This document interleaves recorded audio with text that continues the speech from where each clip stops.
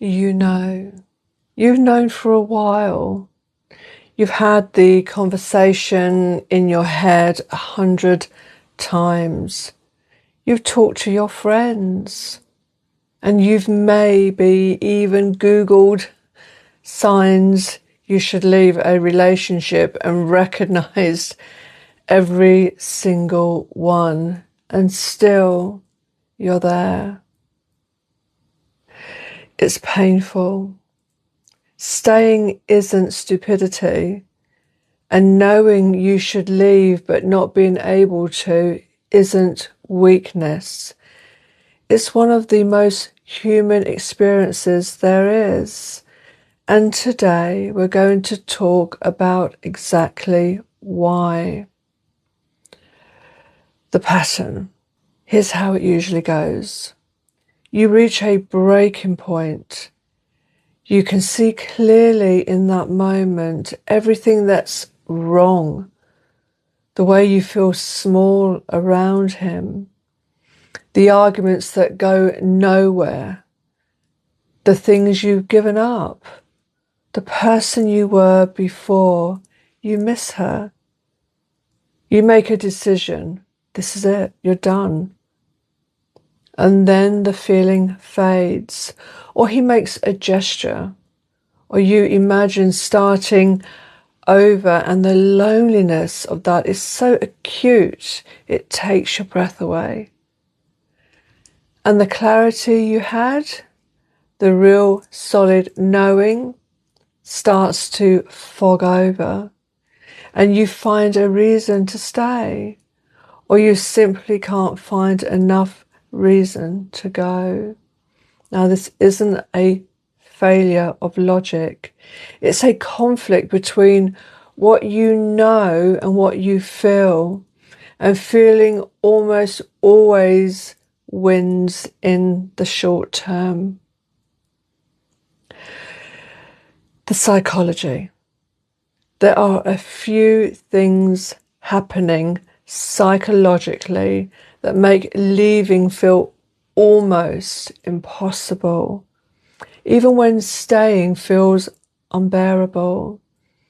The first is the sunk cost fallacy.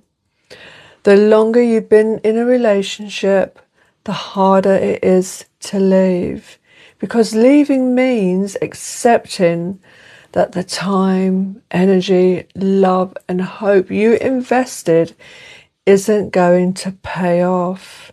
Our brains are wired to avoid that kind of loss, so we stay, hoping the investment will eventually be worth it. The second is the fear of the unknown. The relationship, however painful, is familiar. You know how it works. You know how to navigate it. Starting over means uncertainty, and your nervous system treats uncertainty as danger. And the third, and this is the one that doesn't get talked about enough, is identity. If you've been in this relationship for a long time, you don't just lose him when you leave. You lose a version of yourself that existed in relation to him. And that's terrifying, even when that version of yourself isn't someone you particularly want to be. You're not staying because you don't know better. You're staying because leaving requires you to grieve not just him, but a whole version of your life. Underneath all of this, for a lot of women, is one core fear. I will not be okay alone. Not just lonely, but fundamentally, deeply not okay.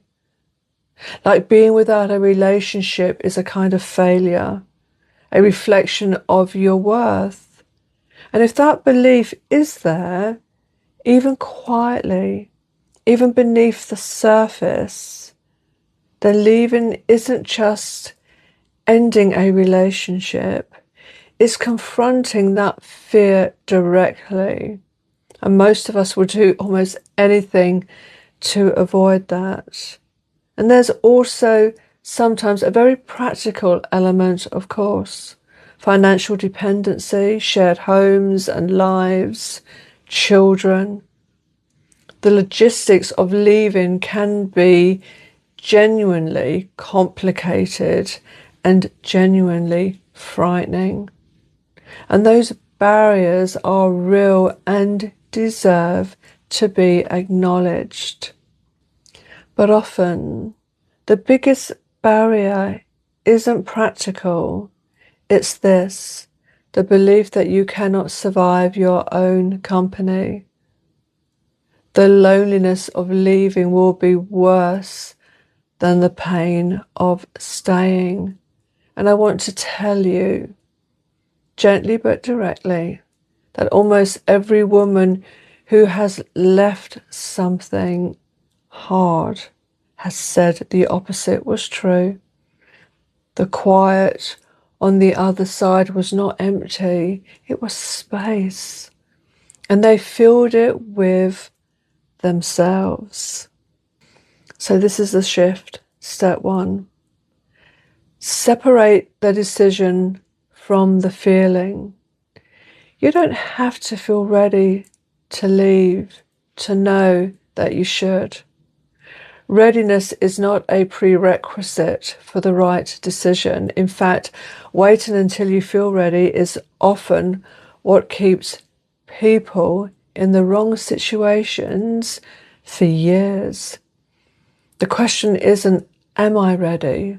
The question is, if nothing changes, where will I be in 2 years? Where will I be in 5 years?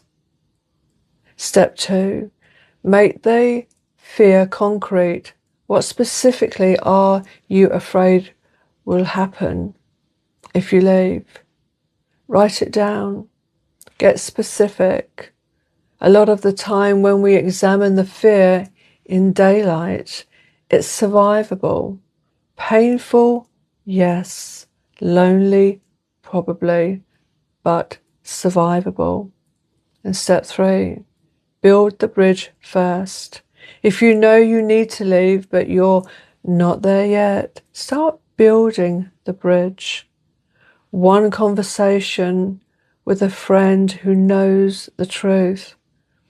One call to find out about your options. One small act that is just for you, that exists outside this relationship. You don't have to jump, but you can start building slowly. Staying because you're scared is not the same as choosing to stay. Just know the difference. Now, I want to say something just clearly. This video is not telling you to leave. Of course it's not.